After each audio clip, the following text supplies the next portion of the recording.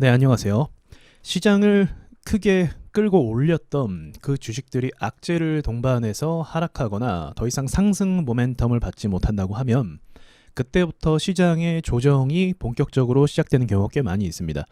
그럼 최근에 시장을 주도했던 그 종목들을 좀 보자고 하면 제약주들도 사실 조금 올랐죠. 뭐 한국 BNC, 뭐 일동제약, 그리고 신풍제약 등이 어느 정도 상승을 줬었습니다. 그리고 또 안랩도 최근 들어서 갑자기 큰 급등을 했고요. 이거는 이제 시가총액이 좀 크다 보니까 시장 분위기를 좀 많이 좌우하죠. 그리고 크게 급등한 건 아닌데 뭐 갓겜 같은 경우도 약간은 시장 분위기를 뭐 조성을 해줬습니다. 그러니까 받쳐주는 것만으로도 얘가 더 이상 밀리지만 않아도 사실 큰 의미를 줄 수는 있죠. 그 다음이 원자재 관련인데 이제 특별히 곡물 또 에너지 뭐 이쪽도 주가가 크게 올랐었습니다.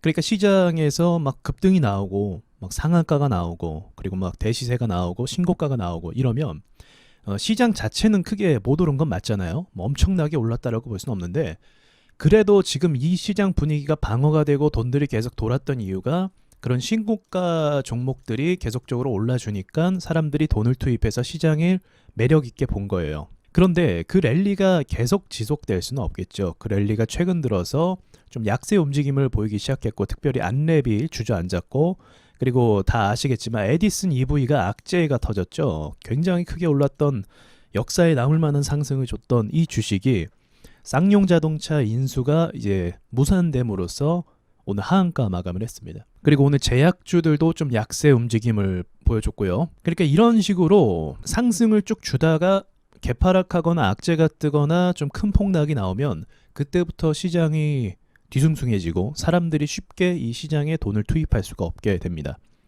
그래서 지금 매수로 쌓여져 있던 그 물량들이 이제 매도 포지션을 잡고 나올 가능성이 높아져요. 그때부터 조정이 시작된다라고 볼 수 있습니다. 그리고 뭐 차트를 보아도 코스닥을 보셔도 뭐 상승을 꽤 많이 강하게 줬고 그리고 잘 버텨줬어요. 여기까지 버텨준 것만으로도 참 고마운 상황이죠. 지금 대외적으로 막 이상한 일들이 벌어지고 있는데도 불구하고 나름 잘 버텨줬습니다. 그리고 또 중요한 우리나라 주식 중에 하나가 삼성전자죠. 삼성전자가 지금 지지선 부근에서 계속 움직임을 상승으로 주지는 못하고 있어요.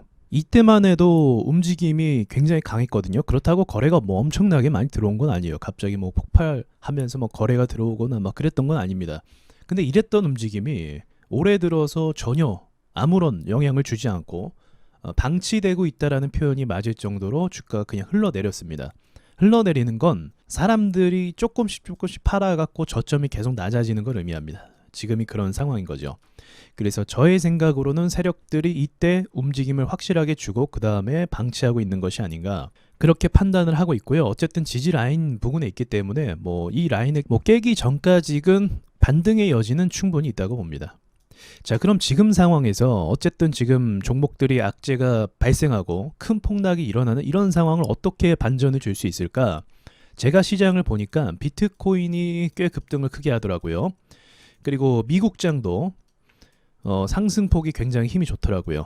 자, 이 두 가지의 요소가 시장을 끌어올릴 수 있는 요소가 될 수도 있습니다. 비트코인 같은 경우는 게임과 사실 연관이 있죠. NFT나 P2E 서비스나 비트코인의 가격이 매력이 있어야 게임에서 벌어들이는 코인이나 이런 것들에 대한 그 매력이 생기게 되죠. 사람들이 이용할 명분이 생기게 됩니다. 그래서 이런 부분들이 만약 선반영이 된다고 하면 그런 부분이 좀 시장 분위기를 다시 바꿔서 지금 게임주는 사실 제대로 오른 게 없거든요. 뭐 드래곤플라이라든지 M게임이라든지 이와 관련된 종목들은 사실 제대로 오른 적이 없어요. 가격만 지켜주고 저점만 조금씩 높여줬을 뿐이에요. 그래서 이러한 수급이 아직 제대로 안 나왔기 때문에 얘네가 한번 쏘면은 상황이 좀 바뀔 수도 있겠다 생각이 들기도 하고요. 미국장 같은 경우도요. 이 상승 속도가 굉장히 빠릅니다. 지금 보시면 애플 차트인데요. 이게 사실은 가만히 생각해 보면 이런 지금 5일선 타고 지금 이렇게 상승하는 거 있잖아요. 이거는 좀 뭐랄까요? 정말 표현하기가 좀 어려운데 이게 쉽지 않은 그림입니다. 저런 게 나오기가 굉장히 어려워요. 왜냐하면 앞에 저항들이 극심하게 매도 물량 나오는 거 보이시죠? 극심하게 막 폭락하고 주저앉고 막 개파락하고 이랬었잖아요. 근데 이거를 그냥 아무렇지도 않게 마치 신고가 가는 것 마냥 이 저항 매물을 무시하고 올리고 있다는 건 이거는 이제 필시 세력들이 이걸 또 잡고 있다는 겁니다. 그렇지 않고선 도저히 설명할 수가 없는 거죠. 그래서 이 힘을 봤을 때 이러한 높은 위치에서도 이러한 매수세를 낼 수 있다는 건 얼마든지 더 크게 올릴 수 있다라는 그런 전제가 또 되기도 하거든요. 그래서 분명히 저항대에서는 어떤 반응을 줄 거라고 생각은 하는데, 일단은 이런 추세로 가는 거는 이전에도 한번 그런 적이 있어요. 미국장 자체가요. 보시면 이때였습니다. 2019년도 초반이었는데 이때도 크게 막 움직였다가 움직임 자체가 쭉 밀어서 올리는 경우가 있었습니다.